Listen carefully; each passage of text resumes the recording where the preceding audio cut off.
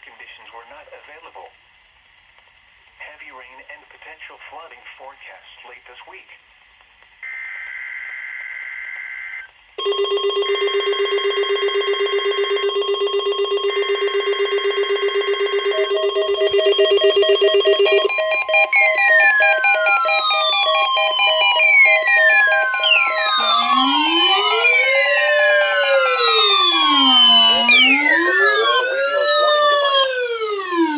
Potentially dangerous weather situations, specially built receivers are automatically activated to warn of impending hazards.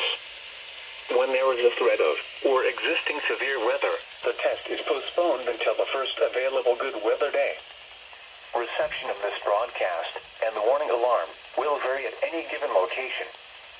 This variability, normally more noticeable at greater distances from the transmitter, may occur even though you are using a good quality receiver in perfect working order. The warning alarm will be activated for warnings in selected watches affecting locations in portions of West Kentucky, Southeast Missouri, Southern Illinois, Southwest Indiana, and Northwest Tennessee. This concludes this test of NOAA Weather Radio's warning device. We now return to our regular programming.